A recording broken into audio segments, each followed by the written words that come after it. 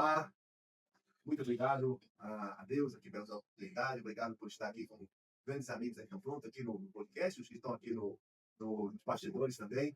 E vamos aqui, junto com o Diego, ou o Barroado, eu estava até perguntando antes, quem vai entrevistar? Vai ser o Diego ou vai ser o Barroado? Claro, vai ser o Diego, né? E vamos entrevistar aqui a doutora Nay, né? A doutora Nay traz aqui a mesa, né? E a grande experiência de consultora, e que tivemos a oportunidade de nos conhecer nos bancos de sala de aula, ministrando, né, as nossas disciplinas, os alunos ali. Coordenando, né? Tem até a coordenação também. Tem chão, né? Tem estrada, tem estrada. A gente administrar. É muito difícil quando você tem uma sala de aula, que é o nosso caso, alunos que eram alunos renomados. Né?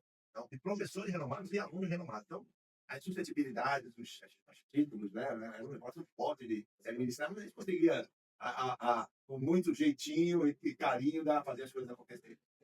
Vamos ver, vamos descobrir um pouquinho mais. Bora, Nai, começa aí. Um minuto, mas depois aí pra gente entender com quem você trabalha, fala um pouco. Conta pra gente qual é a tua área, a tua expertise, por que a galera tem que te procurar. Olha, Felipe, eu tenho assim, uma série Netflix para falar sobre como puxou aqui, né? Eu conheço esse mercado da educação, mas eu também tenho informações além da educação na área do desenvolvimento humano, da saúde e da comunicação. E dentro dessa miscelânea e de muitos, mais de 30 anos de experiência, podem calcular a minha idade, mas eu já vi que eu comecei cedo.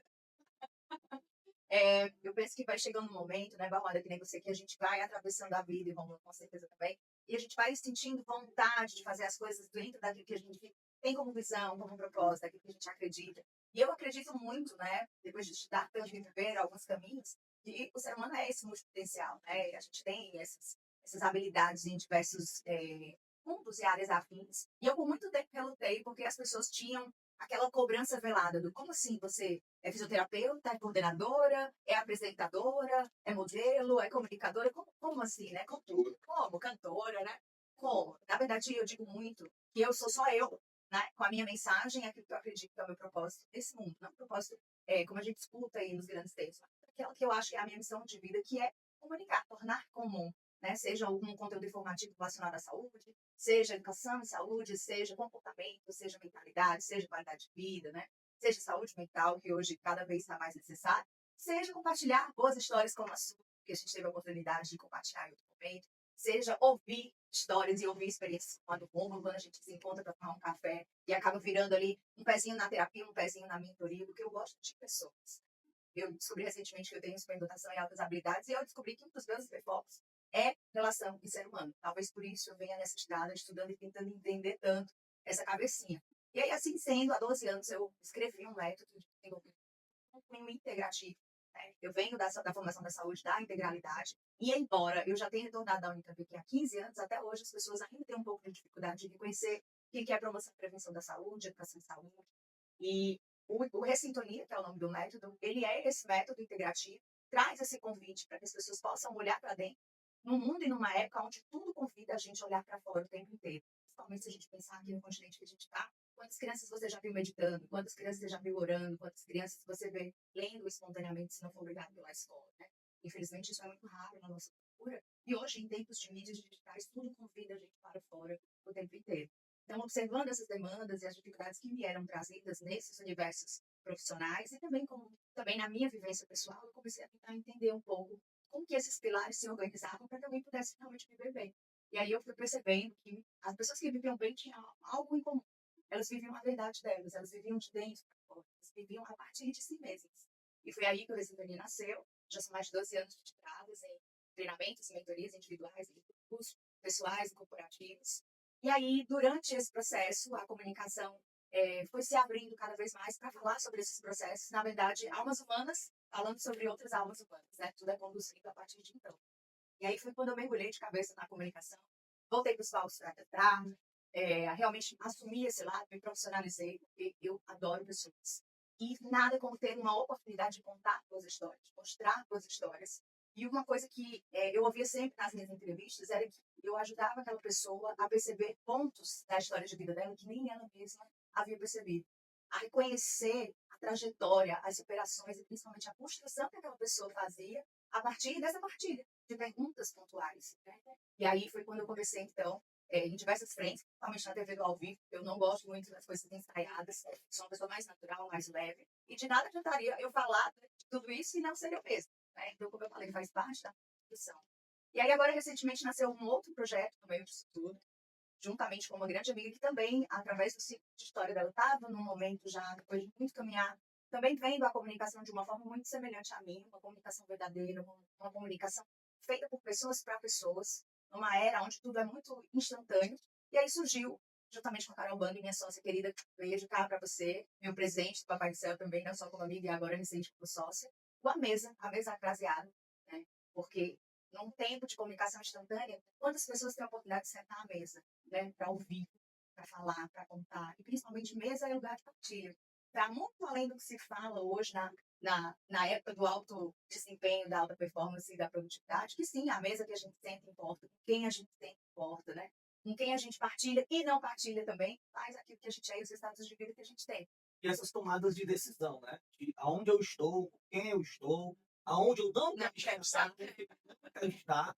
E aí você me fez lembrar de, há muitos anos atrás, eu trabalhava numa empresa, e aí eu ia de ônibus, e aí de onde eu morava, para a empresa que eu trabalhava, Romulo, era 2 horas de viagem, de ida e 2 de volta. E aí você escolhe também como você quer passar esse tempo. Se você quer passar esse tempo dormindo, se você quer passar esse tempo incomodado porque o tempo não passa, Reclamando da vida, né? reclamando, ou se você quer passar esse tempo fazendo coisa prática. E aí o que eu fazia? Nessa época eu tinha aprendido a fazer origami, e aí eu aprendi a fazer uma borboleta de origami. E aí o que eu fiz? Eu pegava papel, levava vários papéis, aí eu origami, e entregando para as pessoas dentro do ônibus. E aí, às vezes, quando eu ia entregar, o pessoal fez, ele tá vendendo. Por quê, né? O que ele quer? Porque geralmente quem passa entregando alguma coisa, porque tá vendendo alguma coisa, né? Uma água, alguma coisa que você tá vendendo, né? Aí eu. E aí era interessante as reações das pessoas quando elas simplesmente recebiam algo por receber, e não porque queria algo em troca por aquilo que está entregando. E aí eu me lembro que, às vezes eu colocava algumas frases. Eu lembro que uma das frases que eu coloquei uma vez foi que, às vezes na vida, é preciso refletir para não se deixar abalar. Às vezes é preciso refletir para reagir. E aí você falando aí, eu me lembrei agora, né? Tipo, hoje, nessa correria do dia a dia, a gente muitas vezes para refletir sobre como eu estou, até mesmo para sentir como eu estou. Às vezes você só tá. Você não para para pensar, eu estou bem? Esse ambiente está me fazendo bem ou não? Né? E é bacana isso. E também a outra coisa que você falou, a questão da profissão, né? A gente é educado como se tivesse que entrar numa forma, e aí antigamente tu tinha que escolher a profissão. Ah, você vai ser médico, você vai ser advogado, você vai ser doutor. Então era tipo, as profissões de sucesso era de 3 a 5. Você contava no. Ou para você ter sucesso, você tinha que ser aquilo, ou então você ia fazer Tinha outra coisa outra assim. coisa. Alguma coisa que tu recebeu um pouquinho aí. E com a mudança da globalização, da revolução tecnológica, as possibilidades de sucesso mudaram muito, né? E eu paro até você falando de educação. O modelo educacional do Brasil é uma coisa que me incomoda muito, porque é um modelo de educação. Você tem sucesso na educação se você tirar uma nota boa naquele dia da prova. E tem gente que entra em Harvard, tem brasileiro que entra em Harvard, entra no MIT com uma carta de intenção, com o seu currículo de notas durante toda a sua vida, que é analisado, mas não entra na Universidade Federal do Brasil.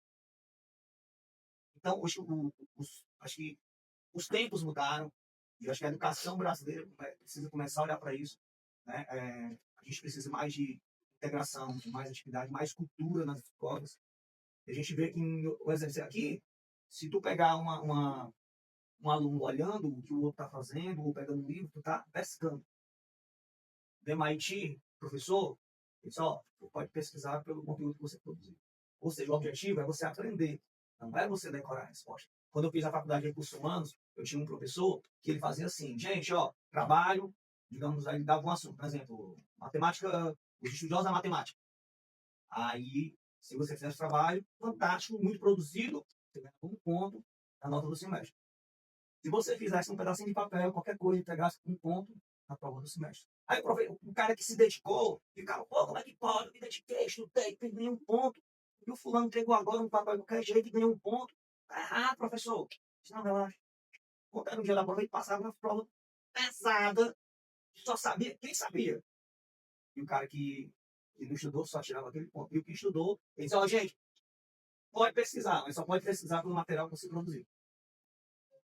E o cara aprendia. Então, acho que essa questão do aprender o que você precisa para a vida tem que entrar mais na educação brasileira. As vivências, que você está falando. E às vezes a pessoa, ela, assim, tudo é muito instantâneo. Uma coisa que está funcionando, daqui a pouco não funciona. Né? A velocidade de mudança é muito grande. Antigamente, as empresas tinham planejamento de 10 anos, 20 anos. Hoje eles fazem planejamentos a longo prazo, é 5 anos. Porque o mercado vai mudando muito rápido. Tudo, né? Traz tudo. E aí, pensando sobre isso aí, preparar as crianças, os jovens para a vida, para lidar, para se comunicar, tudo vai passar pela comunicação. Se você for ser um juiz, vai passar pela comunicação. Se você for um professor, tem que passar pela comunicação. Aí eu vou ser engenheiro. Eu vou um pouquinho além para a gente entender e fazer a diferença. Uma das grandes dificuldades do ser humano é se comunicar. Né? O maior medo do ser humano não é nem a morte, é o de falar em público, e algumas pessoas são filosofóbicas, inclusive, têm medo mesmo de se colocar. E eu te diria que dentro do que eu venho observando e estudando, boa parte disso é porque o que você vai comunicar se você não sabe direito nem quem você é? Eu já tive clientes de sequer saberem se identificar a cor favorita. Ah, meu esposo gosta quando eu uso tal cor. Meu filho gosta quando eu uso tal cor. Qual o prato preferido? Ah, minha filha adora tal comida. Né? Pessoas que às vezes viveram a vida inteira. Primeiro para corresponder às expectativas do pai e da mãe, depois do mercado, depois do esposo, depois dos filhos, né? Muitas vezes, às vezes, do negócio que elas formularam porque elas achavam que tinham que, ou porque elas achavam que era rentável, porque alguém estimulou a fazer. São pessoas que vivem em sintonia com quem são, ou sequer tiveram a oportunidade de olhar para si. E aí, o que tu comunicas em profundidade a partir desse momento? Né? Se tu não sabes nem, tu é um vaso, tá vazio, o que tu comunica? Se tu não sabe o conteúdo que tu tem, tua história de vida, tua trajetória, o que tu pensa, o que tu sente, o que te angustia, né? As pessoas hoje vivem num mundo de superficialidades, onde a comunicação deixou de ser tornar comum. Né? E a grande beleza da comunicação é exatamente propiciar esse troca. Né? E aí a mesa ele chega exatamente com esse tema de resgatar as conversas aqui. A mesa que a gente está no podcast, está aqui, já tem compartilhando, ouvindo, né? Gostaria que você estivesse aí perto do mas eu queria que você pudesse dar essa perspectiva. Como a gente pode falar mais com a Nai, entendeu? Como é que a gente vai poder continuar essa conversa em outros momentos? Por favor.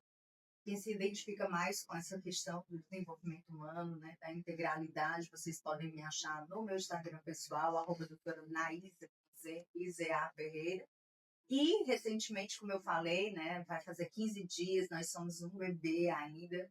O Amesa é um hub de comunicação digital, multiplataforma.